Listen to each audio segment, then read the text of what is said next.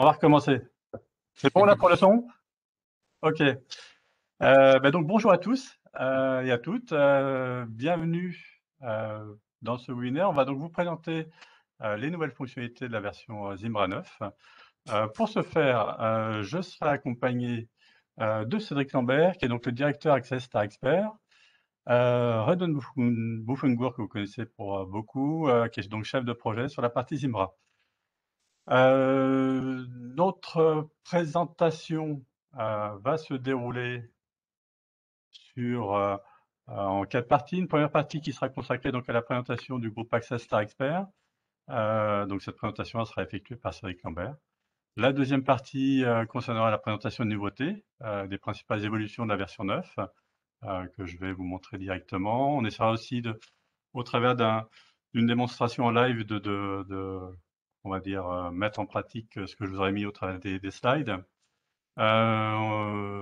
Après, donc, on verra toutes les problématiques liées à la migration de la version 9. Et enfin, on fera un échange entre nous au travers de questions-réponses. Voilà, donc je vais laisser la main à Cédric Lambert qui va donc vous présenter la société Star Expert Access. Merci Stéphane. Est-ce que tout le monde m'entend? Parfait. Ok. Donc pour ceux qui connaissaient Star Expert, vous avez dû recevoir un communiqué. Donc Star Expert rejoint Access Group au 1er avril. Euh, donc, euh, donc je suis moi un historique Access. Ça fait 20 ans que je travaille chez Access sur la partie notamment hébergement et notamment la partie messagerie. Et donc je remplace depuis le 1er avril Jean-François Doniquian qui était l'ancien président de Star Expert.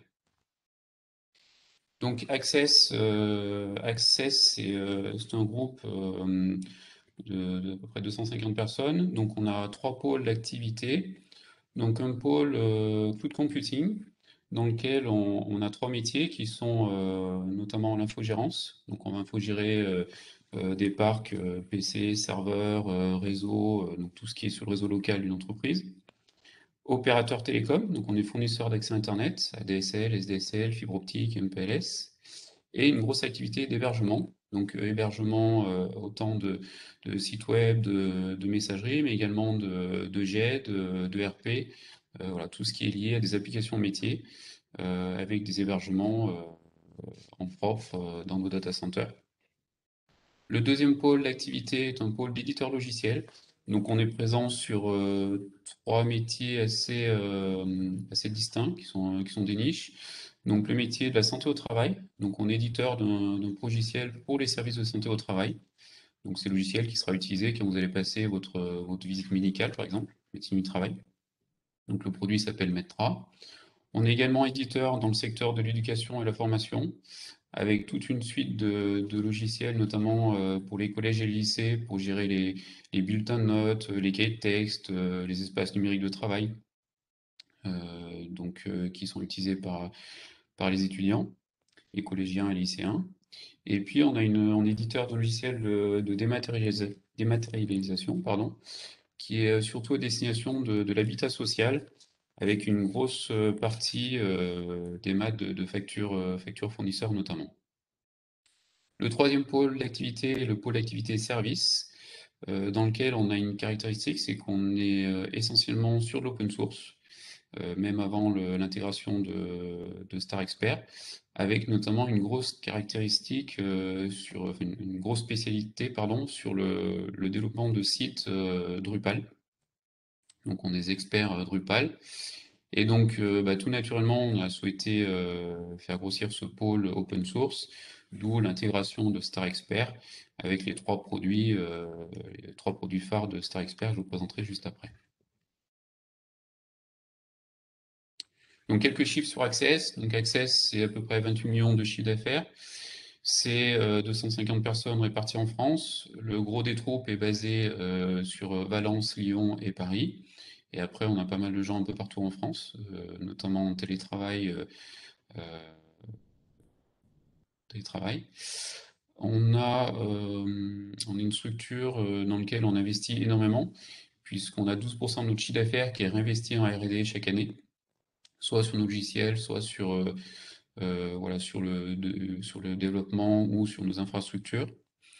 Je parlais tout à l'heure d'hébergement, donc aujourd'hui on est présent on a 3 data centers en France, donc 2 sur région parisienne et un sur Lyon, et sur lesquels on héberge différentes applications. On a à peu près pratiquement 4 millions d'abonnés cloud aujourd'hui, et on a notamment l'agrément HDS pour héberger des données médicales.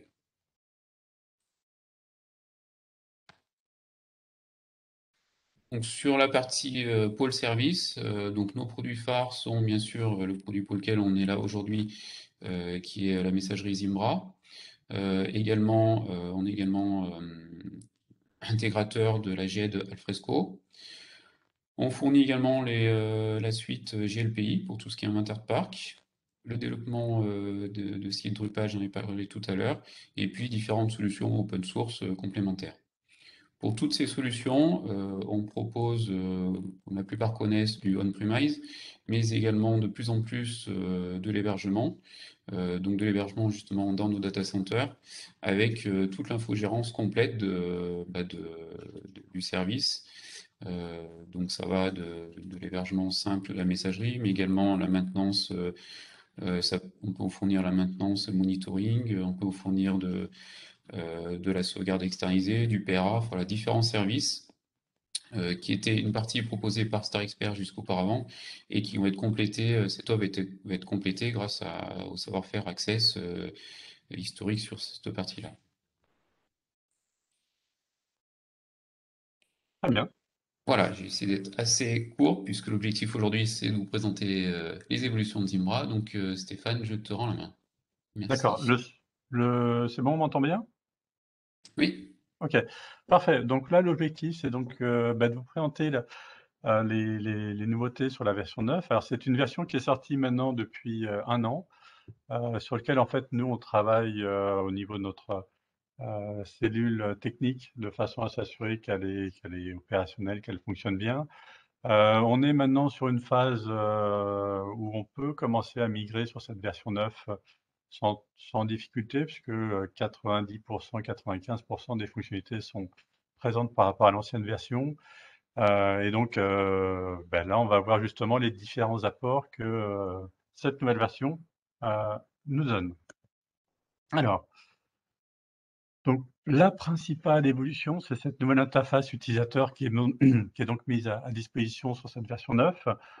Donc c'est une nouvelle interface, qui est élégante, qui est simple, moderne, qui est réactive et qui donc est basée sur une nouvelle technologie qui s'appelle du React.js, contrairement à l'ancienne qui était sur du JavaScript simple.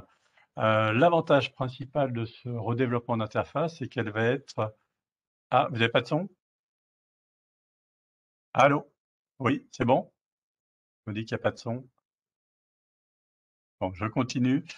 Donc oui, sur cette nouvelle interface, elle va donc être adaptable sur vos différents devices, donc ce qui n'existait pas sur la version 8. Donc dès que vous allez pouvoir utiliser votre Zimbra sur votre navigateur, sur votre PC, sur votre téléphone ou sur votre tablette, l'interface va s'adapter et s'ajuster automatiquement. Donc vous aurez la même expérience sur ces 3 environnements.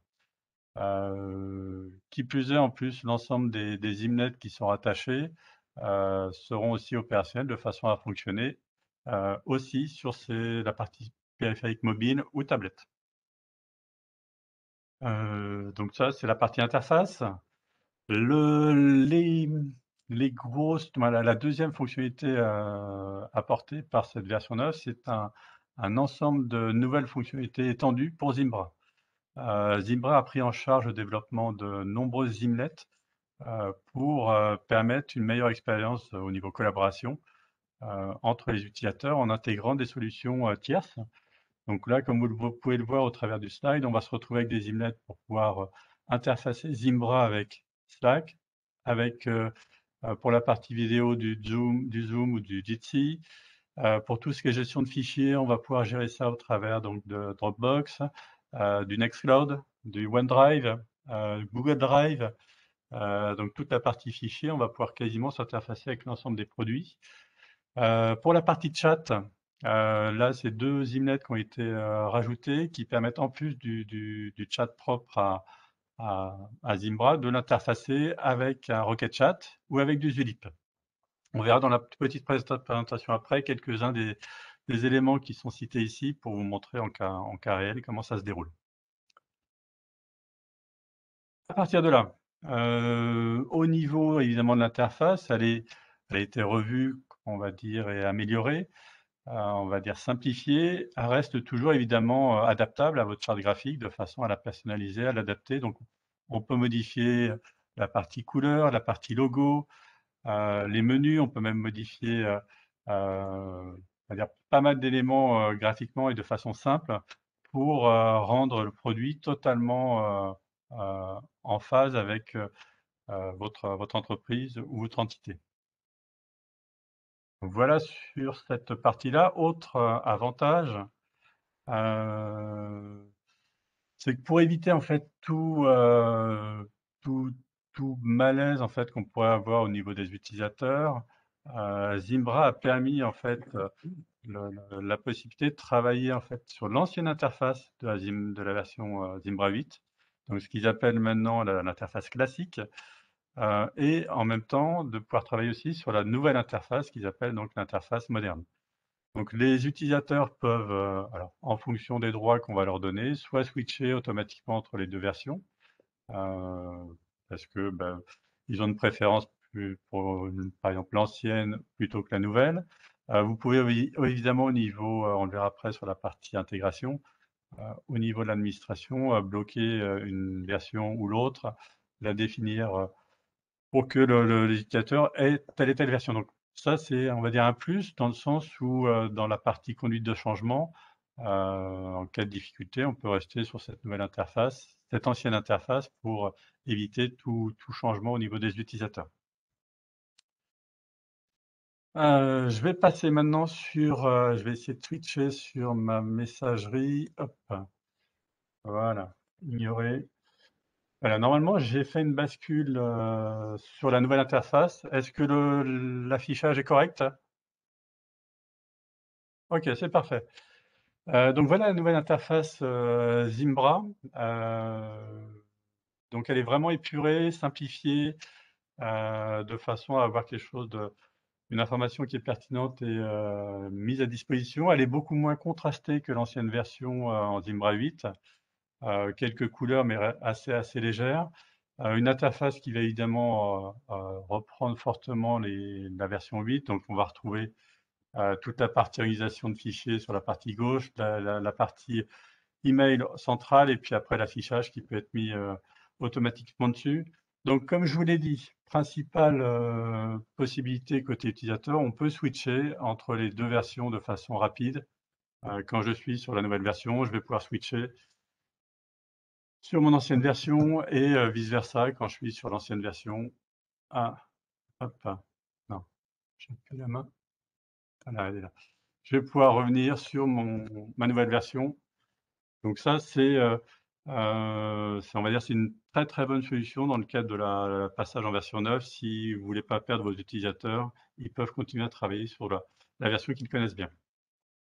Qu'est-ce qu'on a comme nouveauté? On va avoir donc cette interface qui est donc nouvelle. On va avoir l'intégration avec un certain nombre de zimlets. Donc là, j'en ai quelques-unes à disposition. Si je prends par exemple nouvel email, si je vais chercher dans mes fichiers, vous voyez là, j'ai un certain nombre de zimlets qu'on peut rattacher. Donc pour tout ce qui est gestion de fichiers, on pourrait retrouver la même chose avec la partie Google Drive, avec la partie Dropbox et OneDrive.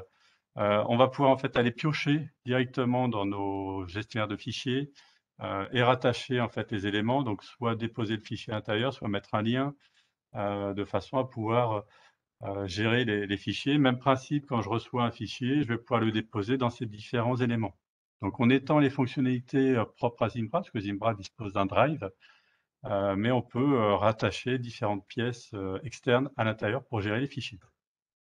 Sur la partie, on va dire côté vidéo, la principale évolution sur la partie vidéo, si je me positionne par exemple sur mon calendrier de samedi, quand je vais rajouter en fait un rendez-vous, Je vais pouvoir, alors là, on a configuré uniquement la plateforme sur la partie Jitsi, mais on pourrait avoir donc la partie Zoom qui est aussi intégrée. Donc, je vais pouvoir en fait créer directement mon lien de connexion pour le rendez-vous, de façon à pouvoir mettre en route le rendez-vous avec mes différents intervenants.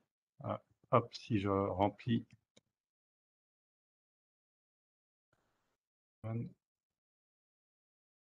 Non, c'est le texte, là, mince. Ça, c'est mon test. Et si je mets donc mes invités, voilà, je peux lancer après, si je le souhaite, directement le rendez-vous via Jitsi. Donc, on a une intégration qui est très forte avec la partie Jitsi au travers des Imlets. Sur la partie Zoom, on va avoir le même principe. Vous allez pouvoir en fait créer vos rendez-vous, associer le lien de la réunion Zoom pour pouvoir la lancer avec vos utilisateurs.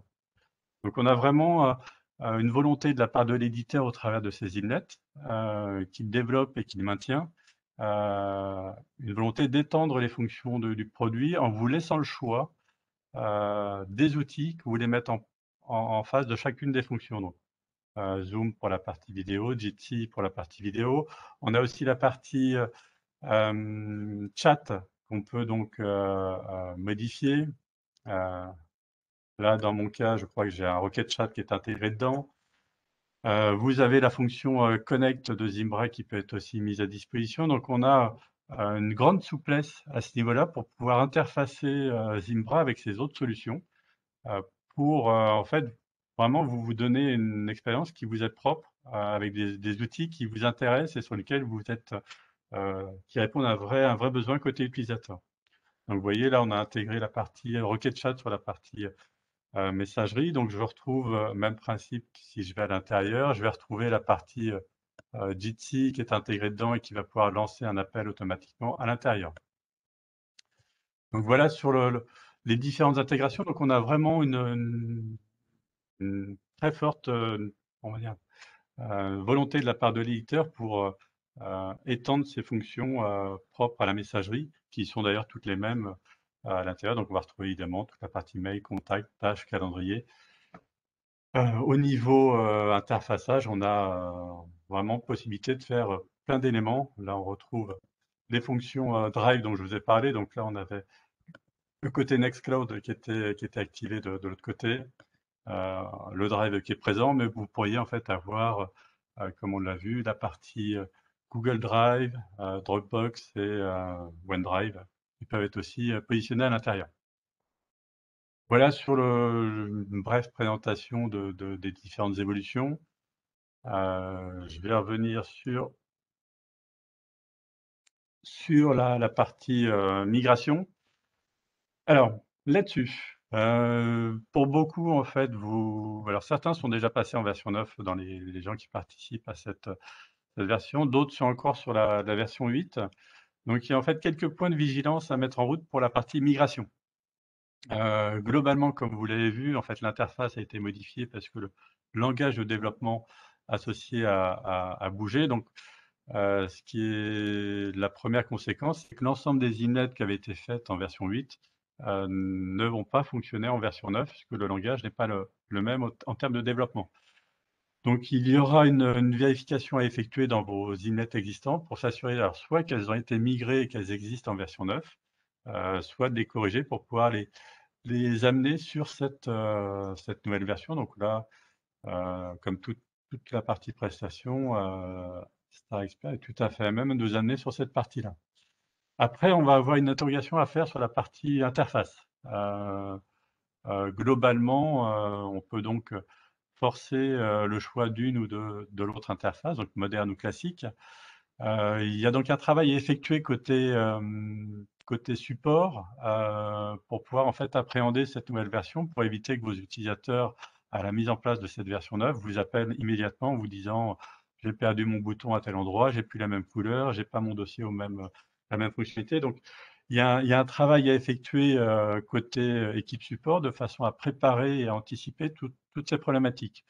Donc ça peut être mis en place en plusieurs étapes. On peut imaginer en fait une migration en forçant l'interface classique de façon à être avec le nouveau moteur de la version Zimbra 9. et en deuxième temps, d'activer cette interface pour les utilisateurs en ayant laissé le temps à toute l'équipe technique de prendre en charge cette nouvelle version pour pouvoir assister les utilisateurs quand la bascule sera vraiment effective. Il y a une réflexion à apporter évidemment sur toutes les nouvelles fonctionnalités qu'on peut avoir au travers des Imlets, donc savoir comment les positionner, les intégrer, comment le proposer au niveau de vos utilisateurs pour qu'ils puissent en profiter. Donc, un travail aussi à effectuer sur cette partie-là. On a évidemment à retravailler l'interface graphique pour reprendre votre charte au niveau de la présentation, donc couleur et logo. Donc voilà, donc il y a quelques points de vigilance à avoir, mais on va dire sur la partie technique migration pure, il n'y a pas de difficulté en tant que telle, parce que comme vous le voyez, l'ensemble des modifications apportées sont principalement sur le côté utilisateur. Alors, pour résumer en fait par rapport à tout ce qui a été présenté, pourquoi en fait on peut migrer sur cette version 9? Alors c'est pour apporter une nouvelle expérience, une nouvelle façon de travailler, mais un nouveau rendu au niveau d'interface pour les utilisateurs, créer un peu de nouveauté. Profiter en fait de l'interface responsive design, donc le fait qu'elle bascule automatiquement entre votre téléphone, votre tablette et l'ordinateur. Alors l'avantage, c'est que ça permet pour certains utilisateurs qui ne disposent pas de la fonctionnalité ActiveSync de disposer de l'ensemble de leurs informations sur leur téléphone sans avoir l'ActiveSync activé. Donc c'est vraiment un élément qui est très pratique, puisqu'on va retrouver toute la partie contact et autres. Donc pour ça, c'est vraiment, on va dire, un plus de ce côté-là. On a évidemment un ensemble de Zimnet qui ont été développés par Zimbra qui sont assez importantes et qui vont continuer en fait à se développer sur des nouvelles fonctions, un nouveau logiciel. En fait, l'avantage, c'est surtout que Zimbra prend en charge ces développements et les maintient. On a vraiment une volonté de la part de l'éditeur de faire en sorte que ces Zimnet soient pérennes dans le temps. On va dire le fait de migrer en version 9, la principale, on va dire, importance côté technique, c'est que l'ensemble des évolutions qui vont être faites par l'éditeur seront faites sur la version 9. La version 8 est vouée à, comment dire, à fonctionner jusqu'en 2023, je crois, c'est ça, 2024 même. Mais normalement, l'ensemble des fonctionnalités vont être orientées sur cette version 9, donc il est judicieux de passer sur cette version pour en profiter. Donc voilà sur les différents points. Ce que je vous propose, alors je vais ouvrir l'ensemble des micros pour les participants et puis on va faire un échange pour essayer de répondre à toutes vos questions. J'ai vu qu'il y en avait certaines qui étaient passées dans le chat. Je vais peut-être commencer par celle-là. Alors, je vais d'abord rétablir le son pour tout le monde. Voilà, normalement c'est ça. Vous pouvez maintenant rétablir votre son en cliquant sur votre élément. Je vais voir dans le chat, je vais prendre les différentes questions. Je vais les mettre ici et je vais les prendre dans l'ordre. Alors, si je les prends on va dire dans l'ordre. J'ai vu une petite question sur Teams. Oui, une Zimmet avec Teams. Alors, c'est une question qui a été posée au niveau de l'éditeur. Il y a une réflexion pour pouvoir mettre en place cette Zimmet. Moi, j'ai concrètement aucun élément sur cette partie-là, mais c'est vrai que ça permettrait d'avoir une offre complète par rapport aux solutions de vidéo. Donc, on aurait la partie Zoom, la partie Teams et Jitsi. Ça nous permettrait de couvrir une grande partie des usages sur cette partie-là. Donc, en attente, mais je pense que si Zimbra développe cette Zimnet, vous aurez très très vite une information de notre part. Alors, ces Zimnets sont-ils disponibles en open source? Alors, la réponse est non, parce que l'ensemble des Zimnets ont été développés pour la version 9 et cette nouvelle interface graphique. Et pour le moment, la version open source reste en version 8 globalement et ne dispose pas des fonctionnalités de la version 9. Je vais continuer après sur... alors, sur cette version, est-il possible de développer récursivement un mail pour voir la disponibilité de l'ensemble des invités? Oui, c'est adresse mail. Normalement, quand on invite plusieurs personnes, Oui. quand on fait développer, on peut voir, ça ouvre simplement ça déroule simplement pour un groupe, Oui, pas récursivement sur l'ensemble des invités. Donc on ne peut pas voir l'ensemble des calendriers, disponibilité des personnes. Sur la version 8, au moins. oui. Mais pour le moment, non, c'est pas traité. Je continue la question. L'installation des Imnet pour faire le lien avec les différents produits, donc Jitsi, Zoom, Nextcloud, peut être faite par nos soins ou demande une intervention d'expert. Alors, Zimbra a mis à disposition un ensemble d'éléments pour pouvoir déployer cette partie-là à travers de leur wiki. Bien évidemment, ça fait partie des prestations qu'on est capable de faire pour vous accompagner sur cette partie-là, de façon à pouvoir, on va dire, optimiser cette installation. Globalement, en fait, on va avoir une plus-value principalement pour faire en sorte que toutes les connexions soient unifiées et que la personne n'ait pas besoin de ressaisir des mots de passe sur l'ensemble des applications. Pour aller plus loin, Jitsi, c'est ultra simple. La Zignet, c'est plus à On installer. t'entend pas très bien, Redouane. Pour Ça aller va plus pas. loin, pour Jitsi, c'est ultra simple. Il y a juste à installer la Zimnet. Mais pour les autres, c'est un peu plus compliqué parce qu'en fait, sur la version 9, c'est du SSO pour les utilisateurs. En fait, il va falloir créer des applications hautes côté Zoom, côté Google, côté Microsoft, côté Nextcloud, un peu partout sur les consoles d'administration des différents produits.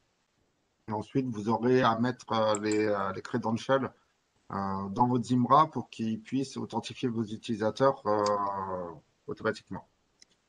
Donc là-dessus, on est assez enclin pour vous assister sur cette partie-là. On t'entend plus, Stéphane? Ah, allô? Là, c'est mieux? Allô? Oui, là, Allô? c'est bon. D'accord. Non, on t'entend pas, là. C'est bon pour le son? Là, c'est mieux. Vas-y. Ok, c'est bizarre ça. Alors après de l'autre question, j'ai une authentification CAS, est-ce que c'est prévu? Alors, c'est le même backend que la 8.8.15. Donc, tout ce qui fonctionne en 8.8.15 fonctionne en 9. C'est-à-dire toutes les authentifications CAS, SAML, OAuth, tout reste. C'est la même chose. Donc, ce qui marche dans vos versions actuelles fonctionnera avec la 9. Donc, Alors, faire en version 9, est-il toujours possible de l'installer gratuitement? Alors, vous pouvez toujours l'installer gratuitement. Alors, ça dépend dans quel terme vous tournez votre question. Si c'est pour installer une version de test, en fait, vous pouvez toujours aller sur le site de Zebra, demander un compte d'essai pour pouvoir déployer la version et l'installer. Et donc, vous avez le droit à 50 users pendant, je crois, 60 jours, si je ne me trompe pas, et donc pouvoir tester cette version 9 automatiquement. Si la question c'est l'installer gratuitement, c'est-à-dire installer la version open source, la version open source n'est pas installable en version 9. Elle reste pour le moment sur une version 8.8.15. Après, peut-être que Zimbra fera évoluer cette partie-là, mais pour le moment, c'est pas d'actualité. Est-il possible de migrer facilement des boîtes de mail de Domino? Est-il possible d'intégrer dans le chat le SendTime disponible sur Domino? Alors là, c'est plutôt une question pour Redouane. facilement, non, mais c'est possible. On y arrive toujours. Donc ça fonctionne. On est migré depuis Domino, on a assez d'expérience maintenant pour le faire. Euh, c'est possible. Par contre, intégrer le chat sometimes, non, c'est pas possible.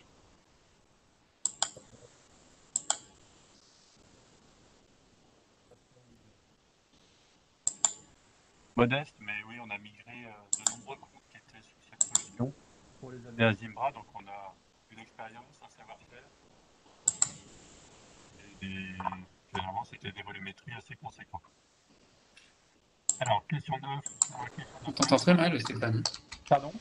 On t'entend très mal. Allô, allô? Oui. D'accord. Donc, question Zimbra 9. Est-il disponible donc en version open source? La réponse est toujours non. Pas de changement sur cette partie-là. Est-ce que Zimbra Desktop existe toujours? Alors, je vais vous faire une réponse en 2 temps. Aujourd'hui, Zimbra Desktop est mort, mais Zimbra Desktop va revenir. En fait, dans la roadmap de l'éditeur, on a une version desktop qui est prévue, alors je ne sais pas si cette année, oui, c'est cette année, oui, et qui va donc profiter de la nouvelle interface Zimbra 9 pour être, on va dire, totalement reskinée en s'appuyant sur cette nouvelle interface. Donc, j'ai cru voir dans les participants que Karen Couvreur était présente, donc qui représente la société Zimbra. Donc là-dessus, on a oui, un nouveau desktop présent pour 2021. Après, quel anti-spam et antivirus avec Zimbra 9? Alors, c'est les mêmes que sur la version 8. Donc, on va retrouver les éléments classiques, à savoir Spam Assassin pour l'anti-spam et ClamAV pour la partie antivirus. Alors ça, c'est les briques fournies nativement dans Zimbra et donc qui sont inclus dans la solution. Après, vous pouvez évidemment étendre ces traitements principalement sur la partie spam avec d'autres solutions. On le fait pour pas mal de contacts. Ils ont des solutions type VAD-Secure ou autres. Et on fait transiter l'ensemble des flux par leur prestataire anti-spam et transiter tout ça vers Zimbra. Y a-t-il des évolutions côté stockage S3 alors? La réponse est non. Globalement, en fait, entre la version 8 et la version 9, c'est le même back-end, à moins que Rodon a des éléments complémentaires. Ben, maintenant, bah oui. Ah,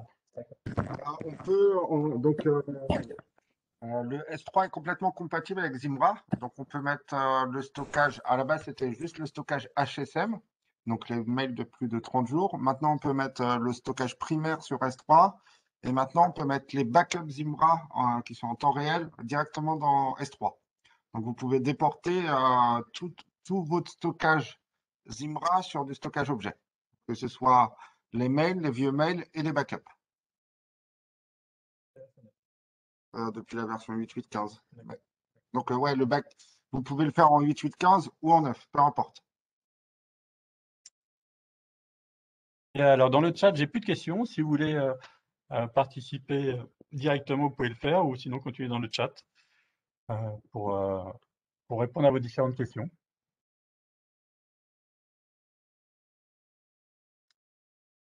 Non, on a fait le tour? Ah. Bonjour, ouais, je souhaiterais savoir si vous avez des retours d'expérience sur des migrations de plusieurs milliers de personnes, si ça s'est bien passé en termes de compatibilité ou s'il y a eu, quels sont les soucis principaux qu'il y a déjà eu, qui vous ont été remontés? Alors, sur la migration de la version 8 à la version 9 ou d'un autre outil? Oui, non, vers la 9. Ah, vers la 9? Alors, généralement, ce qui se passe, c'est que les administrateurs laissent la possibilité d'utiliser la 8. Du coup, les utilisateurs font un peu ce qu'ils veulent. Il y a une grosse utilisation du mobile parce que, en fait, le webmail sur le mobile est beaucoup plus propre. Donc, les gens l'utilisent plus et ont tendance à moins utiliser l'ActiveSync. Mais sinon, il y a. Donc l'aspect responsive est donc important. Oui, Oui. Et les fonctionnalités aussi disponibles, de la même façon que sur un poste, c'est ça. permettent aux utilisateurs d'apprécier plus la version 9 sur la mobilité. C'est ça? Donc en fait, la synchro ActiveSync est abandonnée, c'est bien ça. Les utilisateurs l'abandonnent. Pour pouvoir fonctionner. C'est le retour d'expérience que vous avez. Oui, en fait, c'est qu'on s'est aperçu que côté utilisateur, le fait d'avoir l'accès au travers du webmail sur son téléphone était usité, alors qu'auparavant, sur la version 8, c'était un système qui s'appelait Zimbra Touch, qui était pas adapté, qui fonctionnait pas correctement, donc il n'y avait pas d'utilisation. Par contre, depuis qu'on a passé un certain nombre de clients en version 9, l'usage mobile avec le webmail est beaucoup plus important. C'est ça que Redouane voulait préciser là-dessus. Donc D'accord. En termes là, dans les questions, je vois, est-ce que la version 9 est plus gourmande en termes de ressources? Tu as besoin Non, non? c'est la même chose.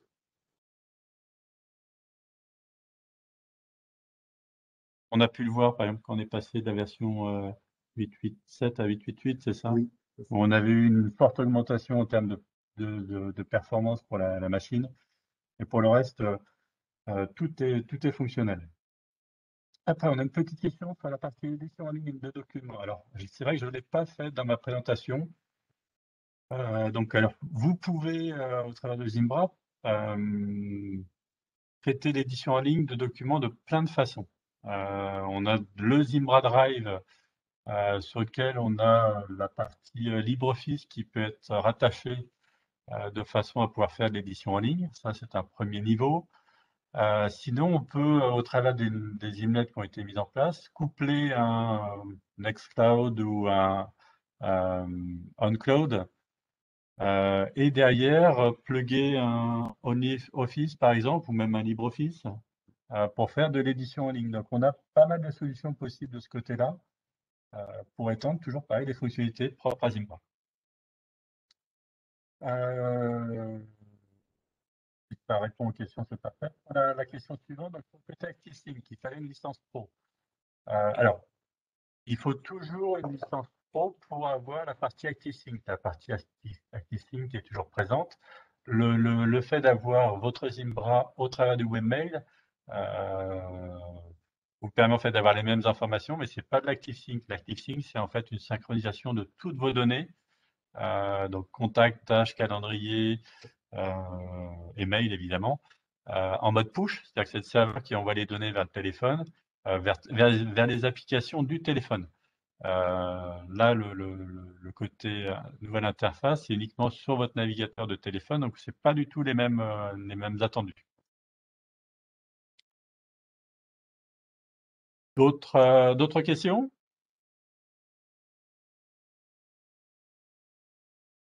Non, on a fait le tour. Si, N'hésitez pas, hein. bonjour, moi je veux bien voir si la partie calendrier, elle a été revue au niveau de l'interface. Alors, attendez, hop, je fais un petit switch. Hop, voilà.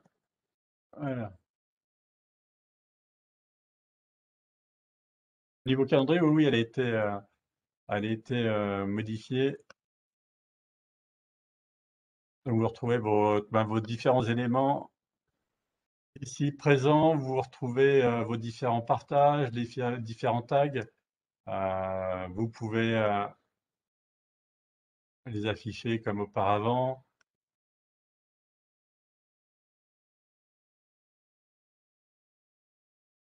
Vous pouvez l'avoir en format liste qui est beaucoup plus pratique maintenant, beaucoup plus efficace. En termes de présentation, en fait, ce qui a surtout été modifié, donc c'est le côté présentation, et puis le fait de pouvoir rajouter des rendez-vous via Zoom et via Jitsi. D'accord. Ok. Si je continue, alors là, j'ai eu pas de nouvelles questions qui sont arrivées. La double authentification, c'est ça? Ouais. Je te laisse répondre. L'application, elle est présente depuis la version 8.7. Donc, elle a été intégrée à la version 9, mais non, elle n'a pas évolué.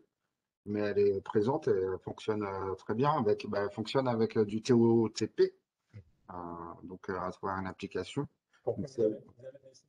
D'accord, parce que justement, nous, on travaille dessus pour mettre une double authentification et faire une distinction entre les connexions qui viennent de l'externe, Internet, et de l'interne. Oui. Et on veut surtout faire du push. Voilà. Il faut utiliser quelque chose de LDAP pour le coup, si vous voulez faire la distinction externe et interne. Un logiciel de SSL.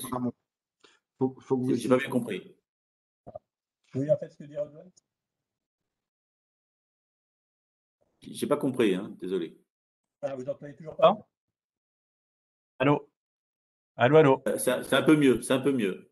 Ah, d'accord. Oui, ce que disait Redouane, c'est qu'il faut utiliser une solution complémentaire si vous voulez distinguer l'interne et l'externe.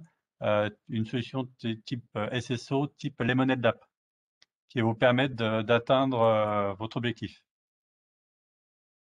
la différence entre interne et externe. Ok. D'accord.